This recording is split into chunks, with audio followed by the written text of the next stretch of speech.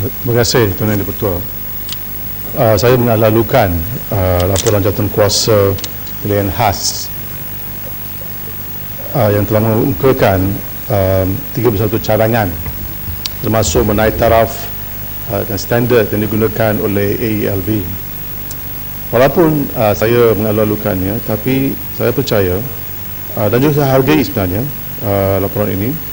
Tapi laporan ini jelas merupakan satu dokumen malangnya yang hanya menemukan cara untuk memastikan Linus Advanced Materials Plant terus beroperasi di Malaysia. Pada pandangan saya, isu pokok yang berkait atau isu perkara utama dalam dalam kontroversi Linus ini adalah berkait dengan the return ataupun kembalikan sisa radioaktif ke Australia. This is a critical issue dan saya percaya PSC tidak menjawab ataupun laporan PSC tidak menjawab isu ini. Sebab dalam perbincangan yang berlaku pagi dan sebagainya kita dapati bahawa dan juga dalam laporan ini kembalikan sisa radioaktif ke Australia Barat tidak diberi perhatian langsung, walaupun ia adalah salah satu prasyarat prerequisite yang terawal untuk kerajaan memberikan Linus lesen operasi sementara. Soalan kritikal ini tidak dijawab di dalam laporan ini. Ini isu kembalikan sisa radioaktif adalah penting memandangkan kenyataan Menteri Western Australia baru-baru ini, dan saya minta izin Yang Menteri, Tuan Yang Di-Pertua. In an official statement to Free Malaysia Today, the Western Australian Minister for Mines and Petroleum, Norman Moore, asserted that Australia does not support the importation and storage of other countries' radioactive waste. And in a media briefing, AELB Director General Raja Abdul Aziz Raja Adnan mengatakan bahawa gave his assurance that the board would insist on a letter of undertaking from Linus Australia that will adhere to this condition. So clearly apa yang kita nampak bahawa laporan ini tidak mengulas isu ini.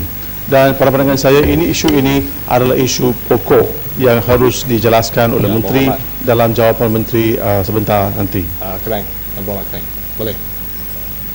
Berkenaan dengan residu ini. Saya rasa jenis sisa ni ada dua jenis. Ada norm dan non-norm. Kalau kita rujuk kepada muka surat 28, norm ini dikira natural occurring radioactive material. Non-norm ialah technical, logically enhanced naturally or occurring radioactive material. Dan juga kalau kita rujuk kepada lampiran 1 di belakang muka surat 8, dia jelas kata bahawa normally returning process for this kind of residue must be approved by both houses of parliament of Western Australia before the waste can be imported back into Western Australia. Nevertheless, the Department of Radiological Council regulations accepts the norm residue such as fly ash, which when mixed with other products must be below the exemption limit of 1 becquerel for norm. Okay? That is the activity concentration for natural thorium or natural uranium. In other words, it is not impossible for Western Australia to import back the residue in different form of products, such as mixed material, which must be below the 1 becquerel per gram. More importantly, it must comply with Western Australia law and regulatory limits. Dan kita juga dapat jawapan daripada Linus bahawa residu ini akan dilute ke bawah 1 becquerel per gram. Dan ianya bukan non, ia adalah jenis norm. Terima kasih. Simpan renggam.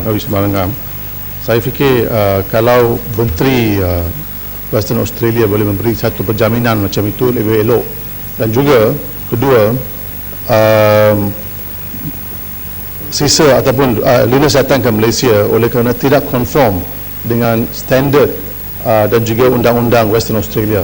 That is why they're in this country and not otherwise.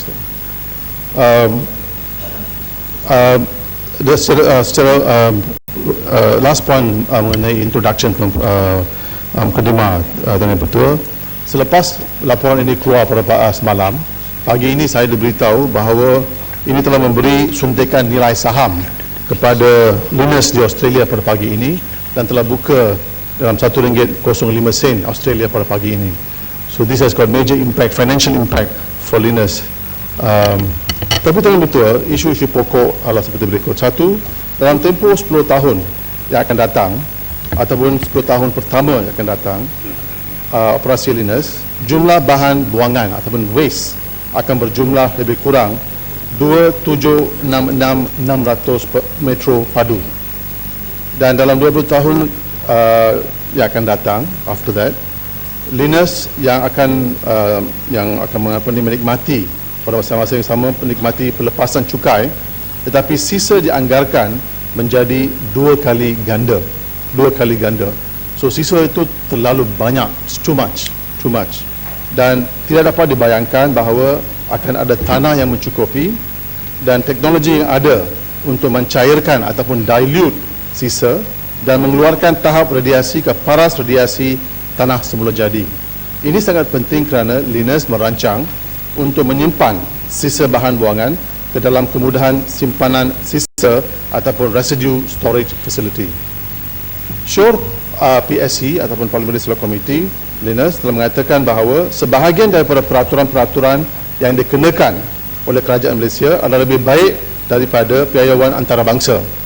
Tetapi menurut dokumen Linus yang masih dalam kajian, pengurusan sisa radioaktif yang dihasilkan daripada aktiviti penamatan LAMP selepas operasi 20 tahun tidak berada dalam skop plan pengurusan sistem sisa radioaktif Linus ataupun RWMP, Radioactive Waste Management Plan, tetapi dibentangkan dalam dokumen berasingan, standalone bertajuk decommissioning plan ataupun plan pemberhentian.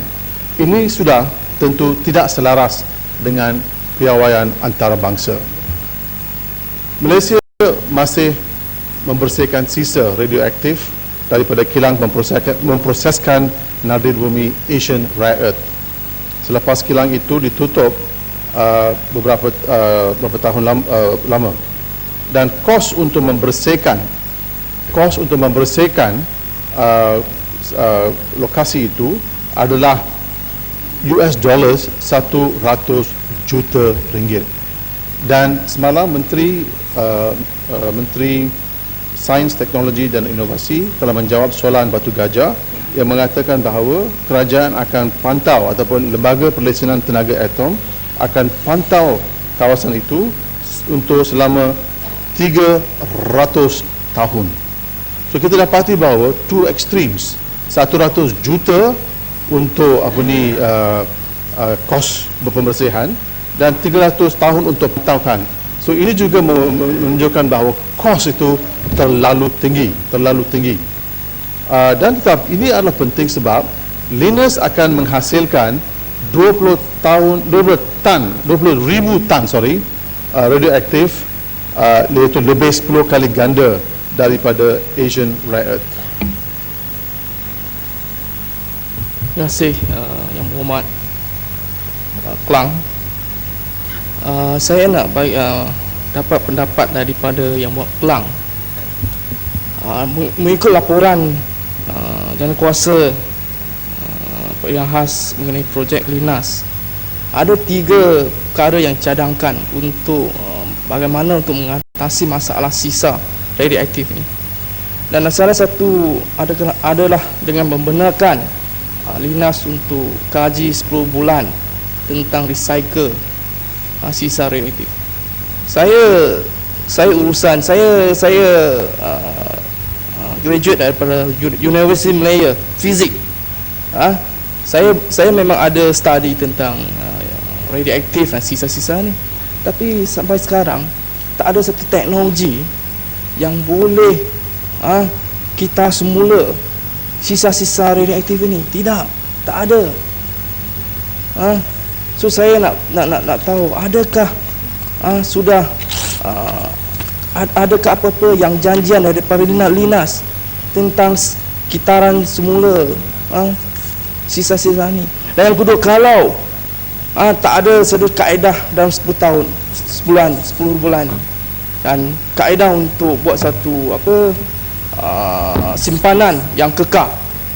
Kalau penduduk membantah, dan kita guna keadaan lain pula, bawa sisa ni keluar dari negara ini. Tapi kalau mengikut undang-undang international, dan Australia pun sudah kata mereka tak boleh terima sisa-sisa dari luar negara. Adakah law international yang membenarkan import keluar sisa-sisa reaktif ni dari Malaysia? Kita nak tahu jawapannya. Adakah law yang dibenarkan? Kalau tidak, bagaimana untuk mengatasi masalah sisa reaktif ini? Thank you. Berikan. Terima kasih Datuk Yani Putra, terima kasih Yang Hormat Kelang. Saya cuma nak tanya penjelasan dari Yang Hormat Kelang.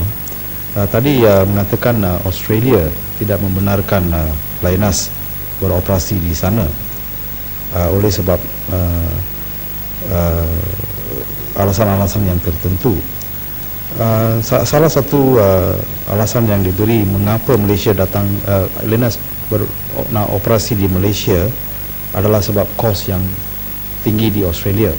Ya. Kalau begitu untuk faktor kos saja Yang Berhormat Kelang, bagaimana lain-lain industri? Bukankah semua pun dari Australia boleh datang ke sini? Kalau isu kos saja adalah alasan, if that is the only reason, every other Australian company dengan izin can come here because of cost factor. Why only in this case? Itu satu. Saya juga difahamkan negara China pun tidak membenarkan atau Lynas tidak mahu pergi ke sana. Adakah ini menunjukkan kelemahan dalam sistem di Malaysia, di mana kita saja membenarkan mana-mana pihak saja masuk ke sini, boleh buat apa saja mereka nak, bagi pengiktirafan oleh kerajaan sendiri, mereka boleh datang sini, sedangkan Western Australia tak mahu mereka. Tolong beri penjelasan. Terima kasih. Terima kasih dua Yang Berhormat berkenaan. Saya cadang Menteri menjawab kedua soalan ini, sebab ini adalah isu yang dibincang hangat di luar. Yang Berhormat Tapi ni boleh kejap sikit aja. Saya tak tahu lebih back. Mengenai isu kos, sebenarnya kos adalah tinggi dalam kes Lynas, sebab kalau mereka nak hantar sisa radioaktif balik kepada Australia, ini adalah akan mengambil it's quite a costly affair. It's quite a costly affair. Tapi mereka datang ke Malaysia sebab di Malaysia undang-undang itu lemah, dan juga pantauan lemah sekali. So there is a reason behind it. Ya, saya cuma nak sampaikan bahawa mungkin Teluk Intan semalam dia tengok bola sepak, tak sempat nak baca laporan ini. Dia memang cukup jelas menyatakan bahawa muka surat 53 Lynas maklumkan bahawa selain daripada Australia dan China, dua-dua negara pun sudah pun meluluskan pengoperasian di negara masing-masing, dan tidak timbul masalah sama ada Australia tolak ataupun negara China tolak. Kalau lulus Melaka tak pergi sana, why come to Malaysia? Lulus pergi sana lah. Bacalah habis sikit masa baca laporan ini. Terima kasih Muhammad. Saya akan teruskan Tuan Ketua. Tuan Ketua, pada masa kini saya tidak dapat pastikan jika kemudahan pelubusan kekal ataupun permanent disposal facility telah dikenal pasti. Tetapi pengarah urusan Lynas, Datuk Marshall Ahmad, telah berkata bahawa PDF ataupun pelubusan kemudahan pelubusan kekal akan diperlukan dalam senario paling buruk, di mana ia tidak dapat memproses semula bahan buangan menjadi produk komersial. Dia juga mengatakan, dan saya quote, kita ada 17 tahun sebelum kita perlu mengenal pasti lokasi PDF. Kita sedang berusaha terhadap aplikasi komersial. Sebaik saja kita dapati semua ini, kita juga boleh melupakan kemudahan penyimpanan sisa, iaitu RSF, iaitu Residue Storage Facility. Mungkin Datuk Marshall perlu diingatkan bahawa kita tidak boleh bergantung kepada hipotesis atau possibilities di sini kerana ia melibatkan kehidupan puluhan ribu orang. Dan saya minta Menteri mengulas pandangan yang telah diberikan oleh Datuk Marshal Ahmad ini. Tetapi tuan-tuan betul, mengapakah kita bercakap mengenai kemudahan penyimpanan di Malaysia apabila ia tidak dijelaskan bahawa salah satu prasyarat untuk lesen operasi sementara atau TOL adalah untuk sisa ini akan dihantar balik ke Australia Barat. Kerajaan Australia mengulangi bahawa tidak akan menerima tanggungjawab untuk mana-mana bahan buangan yang dihasilkan oleh Linus. Dan salah satu daripada 5 syarat yang dikenakan kepada kelulusan lesen operasi sementara baru-baru ini adalah Linus mesti mengambil tanggungjawab penuh bagi pengurusan sisa dari kilang, mengambil sisa itu kepada sumbernya iaitu Australia. Jadi di manakah konsistensi dalam pendekatan yang telah diambil oleh kerajaan ataupun jawatan kuasa ini dalam hal berkaitan dengan Linus? Adakah adalah jelas kerajaan termasuk jawatan kuasa ini melakukan segala yang mungkin untuk membenarkan Linus untuk memulakan operasi di Malaysia? PSC telah mengeluarkan satu garis panduan untuk meneliti langkah-langkah kesihatan untuk rakyat dan untuk mengatasi kerintihan ataupun kebimbangan orang ramai berkait dengan isu-isu berkait dengan kesihatan. Di Bukit Merah Perak pada tahun 1982, bangsa-bangsa di sana termasuk menghadapi masalah kecacatan kelahiran yang teruk, ada 8 kes leukemia sepanjang 5 tahun dalam komuniti seramai 11,000 orang. Dan isu ini tadi banyak kita bincang di sini, tetapi kerajaan masih tidak mengambil serius mengenai implikasi radioaktif material di Gebeng Pahang. Masyarakat tempatan iaitu masyarakat Bukit Merah menyaksikan peningkatan mendadak dalam kes-kes kematian bayi, kecacatan kelahiran, leukemia dan risiko keracunan. Selepas 30 tahun, ia masih tidak dapat menghapuskan kenangan dan kesedihan penduduk-penduduk dan juga masalah yang dihadapi oleh orang-orang di tempatan. Menurut Persatuan Pengguna Pulau Pinang, CAP, arbitrary classification sisa radioaktif sangat berbeza dari klasifikasi sisa radioaktif Agensi Tenaga Atom Antarabangsa IAEA yang terkini. Tambahan pula, Lembaga Pelesenan Tenaga Atom AELB telah sewenang-wenangnya arbitrarily menetapkan piawaian keselamatan sendiri bagi pendedahan radiasi yang tidak mengikut piawaian antarabangsa. Piawaian AELB akan digunakan untuk exempt and clear sisa buangan radioaktif Linus untuk digunakan dan dikita semula. Pendedahan kepada sisa radioaktif adalah salah satu daripada sebab-sebab yang meningkatkan risiko keracunan dan lain-lain komplikasi kesihatan yang teruk kepada rakyat di Bukit Merah. Terima kasih Tuan Sri Yang di-Pertua. Saya tertarik dengan ujar Yang Berhormat Kelang soal standard antarabangsa berkenaan dengan radiasi ini.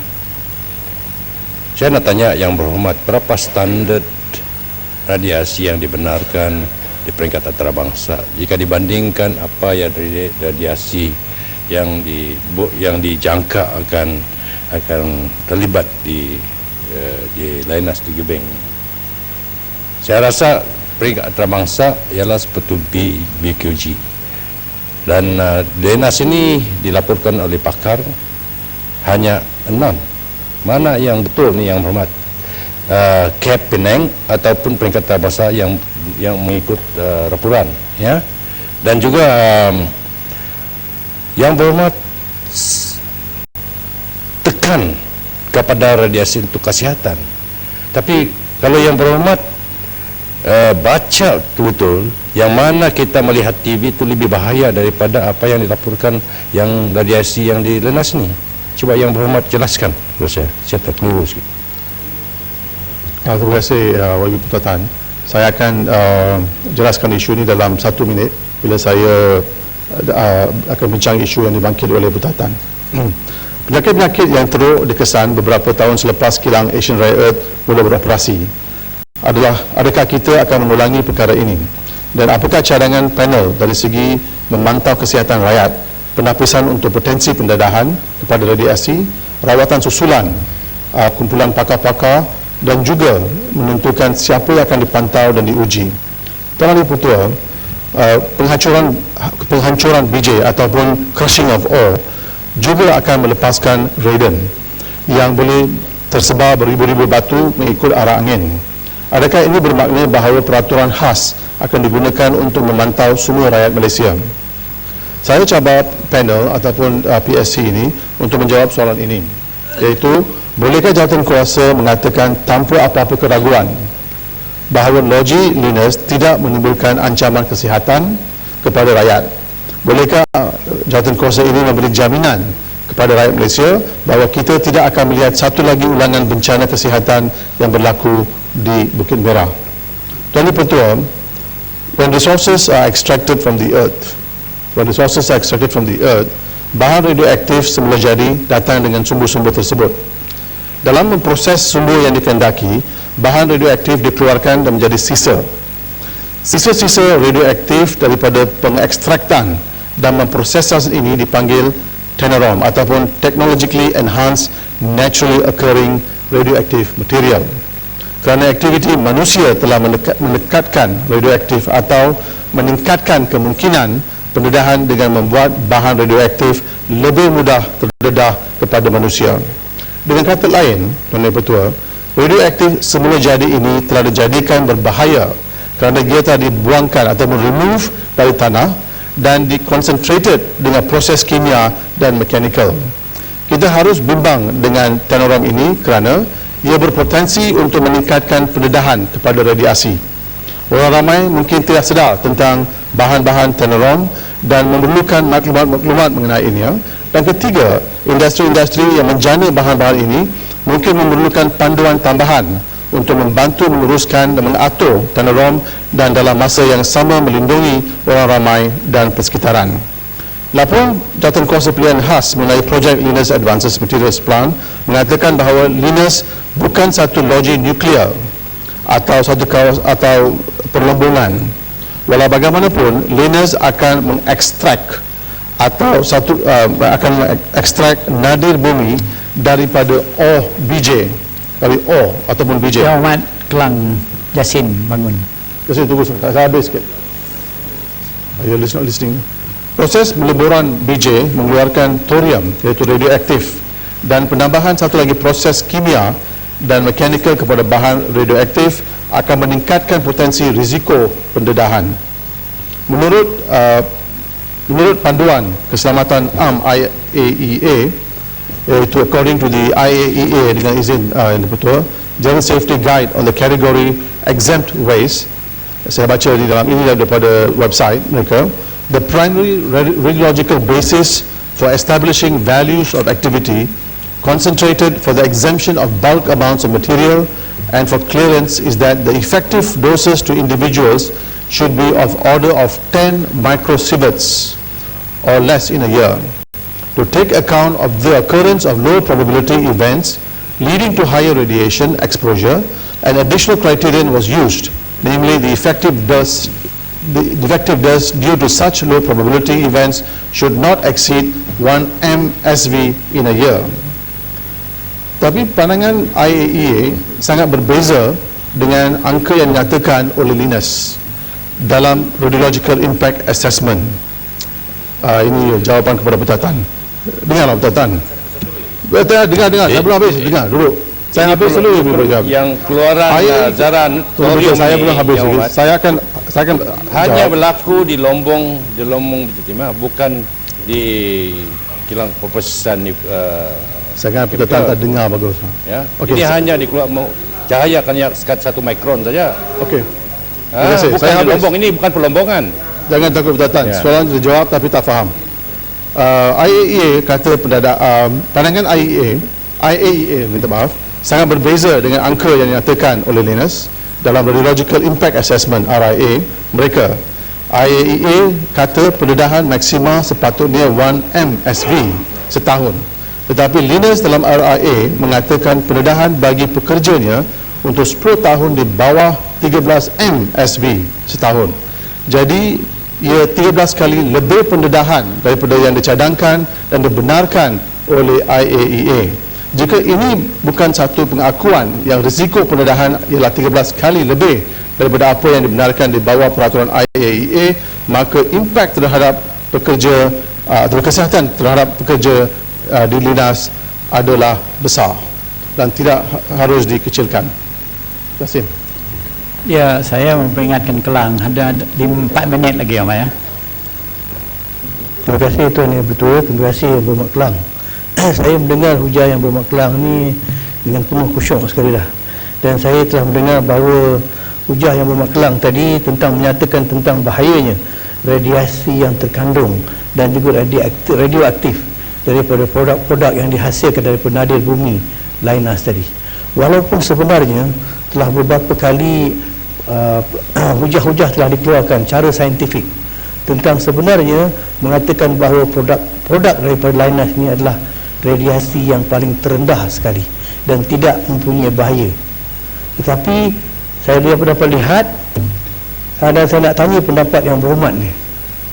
Negara kita adalah sebuah negara pengeluar biji dan kita juga menghasilkan amang yang mempunyai radiasi 40 kali ganda daripada apa yang terkandung daripada produk daripada Linus. Ada tak kes-kes orang-orang berdekatan kena kanser ataupun kilang-kilang simen yang sebenarnya mempunyai bahaya lebih tinggi daripada produk Linus ni? Ada tak orang sebelah-sebelah ataupun yang keliling kilang simen ni kena kanser? Yasin boleh masuk. Yang Amat Putatan tak ada intervention kepada intervener Yang Amat. Minta maaf. Putatan, jangan kacau dulu. Saya rasa Ini kacau, pengacau ni. dia keliru ni antara Pelombongan, kawasan Pelombongan dan kilang. Tak apa Yang Amat. Biar menteri beri penjelasan. Apalah menteri yang jelaskan bila Putatan jadi pakar. Bila Putatan jadi pakar. Tak apa, lain kali lah. Tuan betul, secara akhirnya adalah agak ganjil dan pelik apabila kilang Linus diberi peluang beroperasi semasa PSC sedang membuat kajian dan rundingan. Proses ini memberi tanggapan bahawa cadangan atau show jawatankuasa PSC tidak akan membawa apa-apa perubahan atau ada implikasi kepada kilang Linus. Oleh kerana itu, pihak pembangkang merasakan bahawa penubuhan PSC itu hanya membuang masa. Baru-baru ini kerajaan menolak permohonan untuk membantah lesen operasi sementara. Dua peristiwa berlaku. Satu, kerajaan tidak sensitif kepada kerisauan dan letihan rakyat tempatan di Gebeng. Kedua, saham Linus di Australia naik sebanyak 15 sen Australia, satu lonjakan yang terbesar pada hari itu ataupun pada masa 1 tahun sangat untuk Linus. Akhir sekali, dengan membenarkan Linus memulakan operasinya, kerajaan sedang menghantar mesej bahawa nilai wang lebih penting daripada nilai kehidupan dan kesihatan rakyat. Terima kasih. Yang Amat, Keliru lagi. pengerusi pilihan